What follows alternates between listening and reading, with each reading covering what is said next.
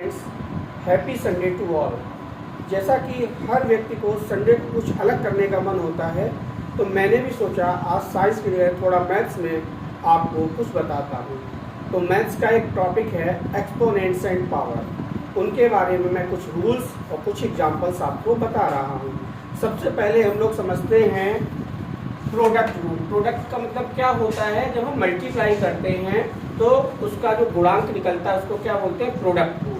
तो a पे power m and a पे पावर n, यानी a के ऊपर हमारी m पावर है और a के ऊपर n पावर है। जब पावर अलग अलग होती है और मल्टीप्लाई किया जाता है, पावर क्या हो जाती है? p मीन्स पावर और p माने पॉजिटिव, यानी जुड़ जाती है, उनके बीच में पॉजिटिव साइन हो जाता है। तो a पे पावर m प्लस n, यानी गुणा में घातें क्या होती हैं? जुड़ जाती हैं। पहला रूल समझ में आ गया। अगर हम दो नंबर की घातों का गुणा करेंगे तो वो क्या होगा? जुड़ जाएगा। एग्जाम्पल देख लेते हैं। 2 पे पावर 3 और 2 पे पावर 5। यहाँ पे देखते हैं जो बेस है वो सेम है और पावर अलग अलग है। तो 3 और 5 अगर हम ऐड करेंगे तो क्या हो जाएगा? 2 पे पावर 8। आपको फर्स्ट जो प्रोडक्ट रूल है वो क्लियर हो गया होगा। सेकंड पे आते हैं क्यूसेंट रूल। क्यूसेंट माने क्या होता है?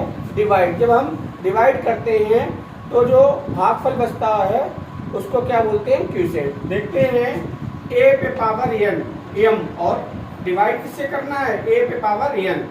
बेस आप देख रहे हो सेम है। जब डिवाइड करते हैं तो मल्टीप्लाई में पावर जुड़ जाती हैं। ऐसे ही जब डिवाइड करेंगे तो पावर क्या हो जाएंगी? माइनस सब्ट्रैक्ट हो जाएंगी। तो हम क्या कर देंगे? a पे पावर m माइनस n। एक एग्जाम्पल के द्वारा समझते हैं। जब हम 3 पे पावर 7 का डिवाइड 3 पे पावर 3 से करते हैं तो हम देखते हैं बेस दोनों में सेम है। तो हम क्या करेंगे? 7 से 3 सब्ट्रैक्ट कर देंगे। जब 7 से 3 सब्ट्रैक्ट करेंगे तो क्या आ जाएगा? 3 पे पावर 4। नेक्स्ट आते हैं आपका पावर रूल। पावर रूल का मतलब a पे पावर m है और होल पावर n कर दें।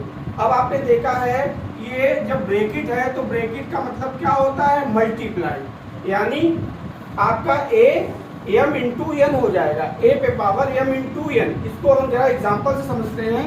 3 पे पावर 4 और होल पावर 2। तो ये दो पावर है, इनके बीच में ये ब्रैकेट का साइन हट जाएगा और मल्टीप्लाई हो जाएगा। तो 4 2 जा कितना होता है? 8। इसलिए यहाँ पे क्या आ गया?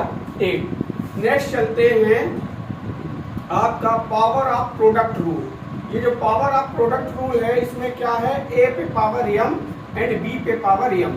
तो आप देख रहे हो a और b। अब बेस आपका अलग अलग है, तो जब बेस अलग अलग होता है तो इनके बीच में कोई साइन नहीं है, तो यानी कौन सा साइन है?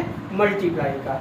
अब a इंटू बी पे पावर m हो जाएगा। एग्जाम्पल के थ्रू देखते हैं। इसका एग्जाम्पल ये रहा 2 पे पावर 6 एंड 3 पे पावर 6। आप देख रहे हो 2 अलग है और 3 अलग है। 2 और 3 का अगर मल्टीप्लाई करेंगे तो कितना आ जाएगा? 2 3 जा 6। अब बेस दोनों में सेम है इसलिए बेस सेम रहेगी, यानी 6 होल पावर 6। क्लियर है ना? नेक्स्ट चलते हैं पावर ऑफ फ्रैक्शन रूल। तो इसको हमने फ्रैक्शन फॉर्म में लिख लिया, a अपॉन b। फ्रैक्शन क्या होता है? ये फ्रैक्शन हो गया। कोई भी नंबर है जैसे 3 तो p अपॉन क्यूब फॉर्म में लिख लें, तो 3 अपॉन 1 लिखते हैं तो वो फ्रैक्शन फॉर्म हो गया। तो यहाँ पे a पे पावर m एंड b पे पावर m। आप देख रहे हो कि यहाँ पे फिर से बेस अलग अलग हैं, तो हम ब्रैकेट बनाएंगे, a अपॉन b लिख देंगे, होल पावर m लिख देंगे। इसको हम एग्जाम्पल के थ्रू समझते हैं। 4 पे पावर 2 एंड 5 पे पावर 2। तो हम इसको क्या लिख देंगे? 4 upon 5 whole power 2। Okay. Next चलते हैं 0। इसका मतलब क्या है? जब हमारी एक्सपोनेंट्स पावर नंबर बेस कुछ भी दिया गया हो, पावर कुछ भी चढ़ी हो, अगर 0 है तो उसका आंसर ऑलवेज क्या आएगा? 1 आएगा।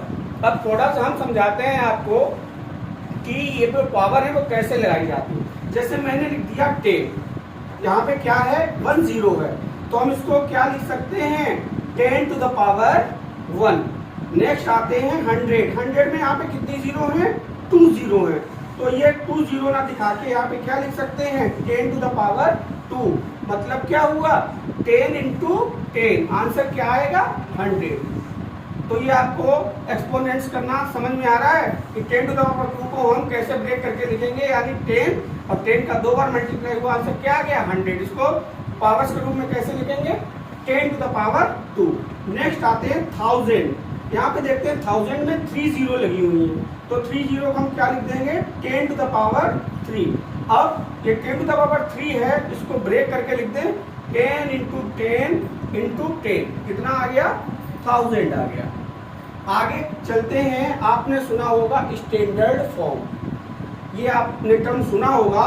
तो स्टैंडर्ड फॉर्म में क्या होता है? बहुत ज़्यादा हार्ड नहीं है, थोड़ा सा समझने का है, बहुत ज़्यादा डिफिकल्ट है ही नहीं। जैसे मैंने लिख दिया यहाँ पे 0.002। अब देखते हैं लेफ्ट साइड में पॉइंट से पहले कितने डिजिट है? तो 1, 2 और 3। अब हम ये पॉइंट यहाँ से कहाँ ले जाएंगे? इस जगह ले जाएंगे। तो हम इसको क्या लिख सकते हैं? 2 मल्टीप्लाई, कितने डिजिट इधर लेके आए? 3, 1, 2, 3। तो यहाँ पे क्या लिख देंगे? 10 टू द पावर -3। ये आपका स्टैंडर्ड फॉर्म में हो गया। मैं लिख दूं यहाँ पे 4, 7, 5। इतना बड़ा नंबर अगर हम लिख रहे हैं तो इसको इतना बड़ा लिखने की कोई जरूरत नहीं। इसको अगर हम शॉर्ट फॉर्म में लिखेंगे तो इसको शॉर्ट फॉर्म में कैसे लिख देंगे? देखते हैं। ये राइट साइड से इधर 1, 2, 3, 4, 5, 6 डिजिट यहाँ पे आए हैं। ये आपका 1, 2, 3, 4, 5, 6। तो यहाँ पे जब हमें पॉइंट नहीं दिखाई पड़ रहा तो क्या मानेंगे? इस जगह पे। इसको हम यहाँ पे लेके आए, कितने डिजिट आगे लेके आए? 1, 2, 3, 4, 5, 6। तो इसको क्या लिख सकते हैं? 4.75 मल्टीप्लाई 10 टू द पावर 6। यहाँ पे जो पावर है वो पॉजिटिव में है और यहाँ पे जो पावर है वो निगेटिव में है। जब पॉइंट आगे होता है तो पावर्स निगेटिव में लिखी जाती है और जब पॉइंट विजिबल नहीं है तो यहाँ पे हमने जो पावर है वो पॉजिटिव में लिखी है। तो थोड़ा सा मैंने आपको मैथ्स में आज कुछ हटके समझाने की कोशिश की है। अगर आपको चीज़ें समझ में आती हैं तो चैनल को लाइक और सब्सक्राइब करें और नेक्स्ट वीडियो के लिए आप हमें कमेंट बॉक्स में लिख के बता सकते हैं। Thank you.